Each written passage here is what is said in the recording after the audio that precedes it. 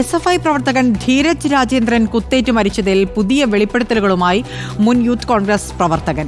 കേസിൽ നിർണായകമായേക്കാവുന്ന കത്തി ഇപ്പോൾ യൂത്ത് കോൺഗ്രസ് പ്രവർത്തകരുടെ കയ്യിലുണ്ടെന്നാണ് ഉടുമ്പൻചോല മുൻ നിയോജക മണ്ഡലം വൈസ് പ്രസിഡന്റ് സെബിൻ എബ്രഹാമിന്റെ വെളിപ്പെടുത്തൽ. കേസ് വിചാരണയിലേക്ക് കടക്കാനിരിക്കുന്ന സാഹചര്യത്തിലാണ് പുതിയ വിവരങ്ങൾ പുറത്തുവരുന്നത്.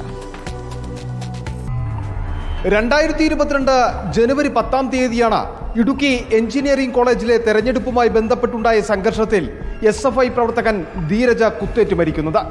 യൂത്ത് കോൺഗ്രസ് പ്രവർത്തകരായ 8 പ്രതികളാണ്.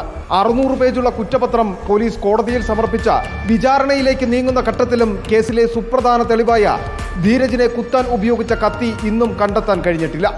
1-ാം പ്രതി നിഖിൽ പൈലെ കത്തി കാട്ടിലേക്ക് എറിഞ്ഞു കളഞ്ഞു എന്നായിരുന്നു മൊഴി. പോലീസ് തിരച്ചിൽ നടത്തിയെങ്കിലും കണ്ടെത്തുവാൻ കഴിയാത്ത കത്തി ഇപ്പോൾ യൂത്ത് കോൺഗ്രസ് പ്രവർത്തകരുടെ കയ്യിലുണ്ടെന്നാണ് മുൻ യൂത്ത് കോൺഗ്രസ് പ്രവർത്തകനായ സെബിൻ എബ്രഹാമിന്റെ വെളിപ്പെടുത്തൽ.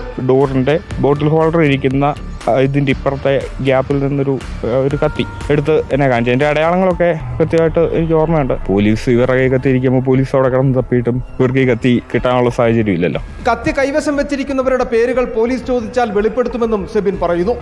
കോൺഗ്രസ് നേതൃത്വത്തിന്റെ ഇടപെടലിൽ നിരപരാധികളായവർ പോലും പ്രതിപ്പട്ടികയിൽ ഉൾപ്പെട്ടിട്ടുണ്ട് എന്ന ആരോപണവും സെബിൻ ഉന്നയിക്കുന്നു.